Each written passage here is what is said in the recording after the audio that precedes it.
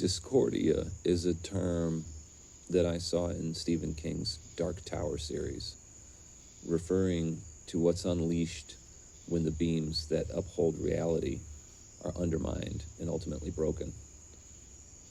It unleashes monstrosities onto the world.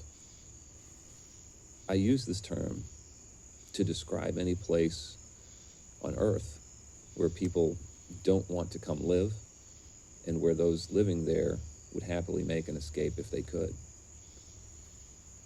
These places exist, and they haven't always been the way they are now. Many of them have seen better days, but their current status is the end result of some kind of activist struggle. The situation might not be wholly the doing of activists, as force is typically required for regime change, but for pretty much any society that has fallen into discordia, there exist people who agitated politically for that and for the downfall of what preceded it. So there is some will that takes society into discordia. And assuming the people currently in surrender to that will wouldn't want to live in discordia, they are somehow blinded to the end game of it. That's not to say there aren't people who would just cut the baby in half, who would destroy a society because they hate the people who benefit from it. But there must be a certain number of useful idiots, people who think that what replaces the status quo will be superior to it, people who earnestly believe that. It is sometimes the case that some revolution brings a better life, a better trajectory for that society. But where we see discordia, it's not. Discordia always has its true believers along the way. There are countries that have gone on to be better places after revolutions, but then there are ones that have just fallen into chaos. In those places, we see a significant gap in capabilities between the victors and the vanquished. It's a scenario that represents either a vast destruction or dispossession of human capital.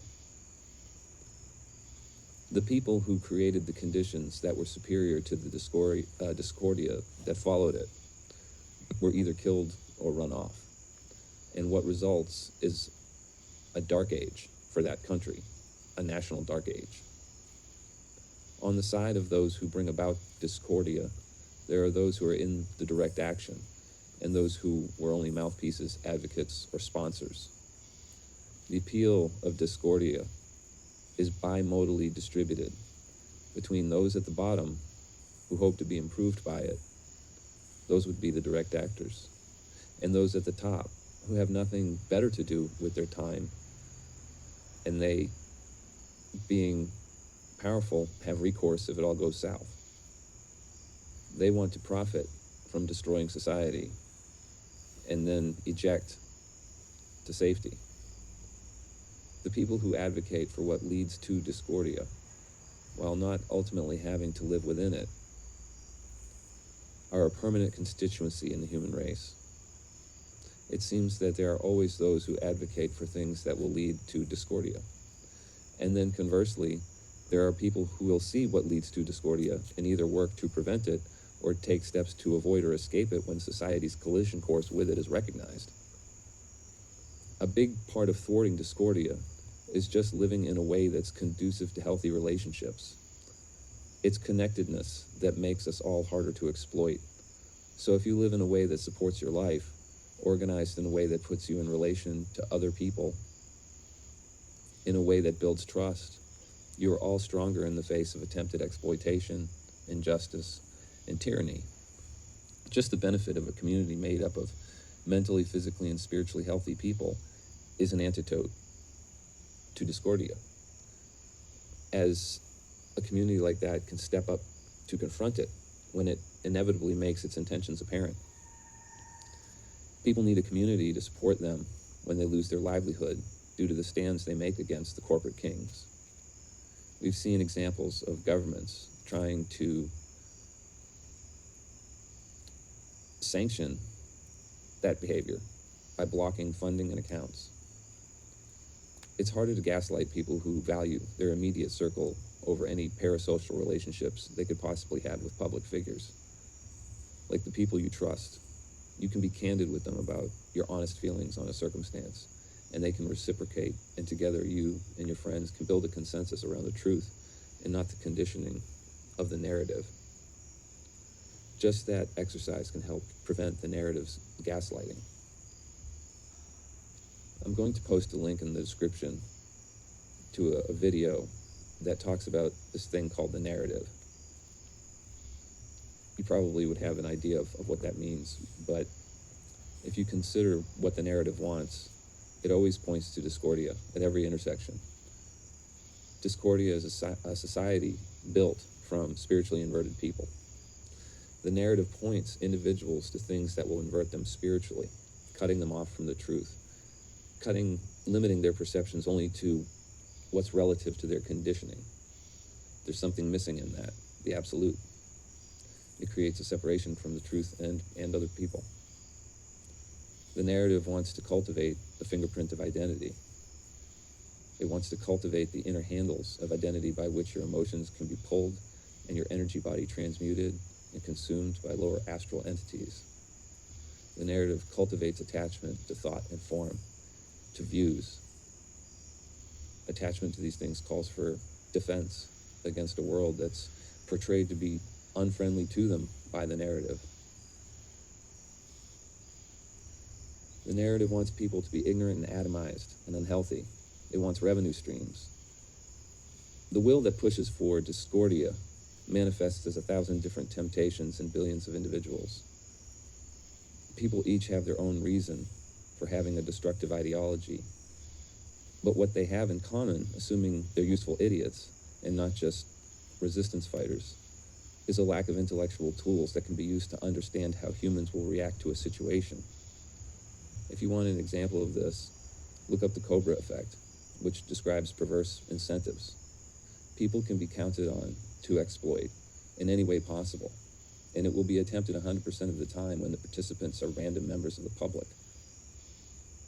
If everybody can try their hand at it, somebody's going to come along and try to game it. Something like half the traffic on the internet now is just bots running scripts trying to hack vulnerable servers. People exploit and game things reliably.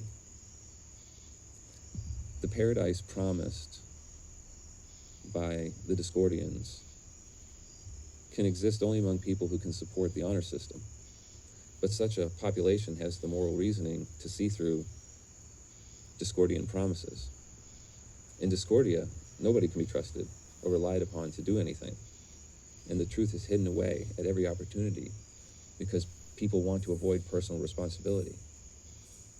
So problems fester for lack of recognition.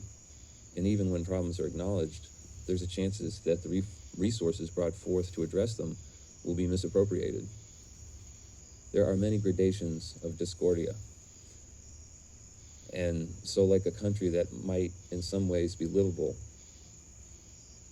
has to suffer honking horns in the streets 24/7 and blocked intersections and garbage in the streets all the time. That might not be full discordia, but like maybe it's 3/4 there. That situation is a kind of a tragedy of the commons, but also with a bit of the free rider problem mixed in. I think in places where there's a great deal of ethno-linguistic fractionalization, people may feel less inclined to care for the public space. They don't feel 100% ownership of it because they're not part of a homogeneous group that controls and benefits from it exclusively. The citizen of such a place may see somebody else as the primary owner or co-owner of that public good.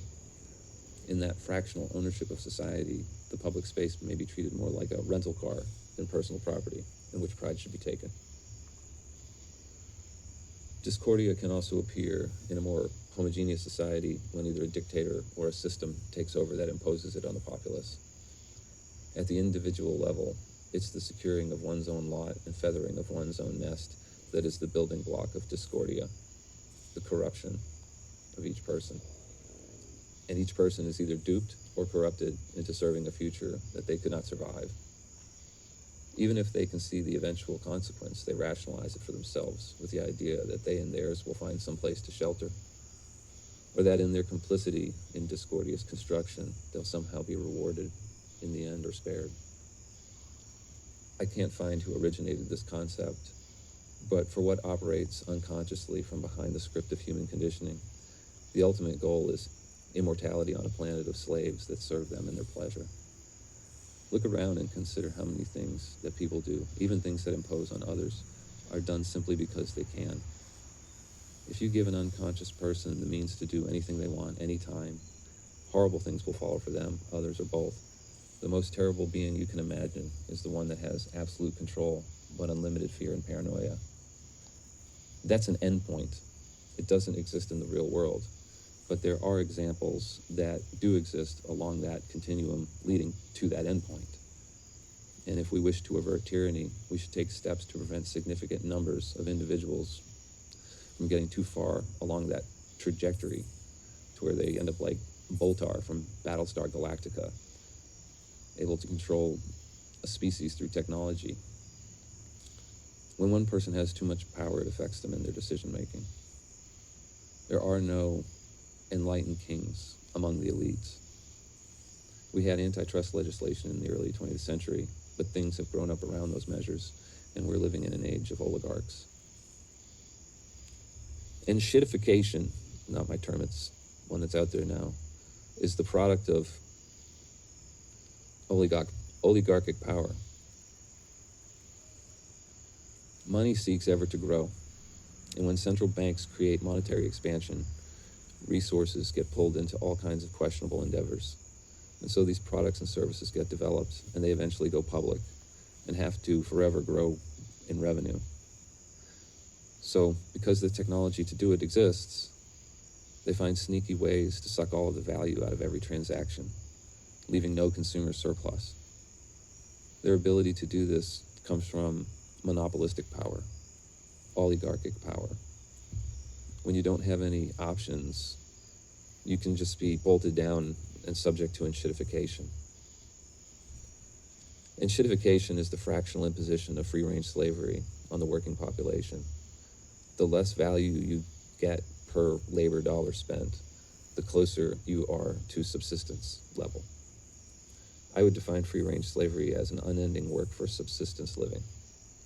Enshittification chips away at all consumer surplus until each consumer is paying their highest reservation price, leaving less and less for discretion, enrichment, and leisure. Technology concentrates power, which drives enshittification, moving the average person asymptotically to free-range slavery.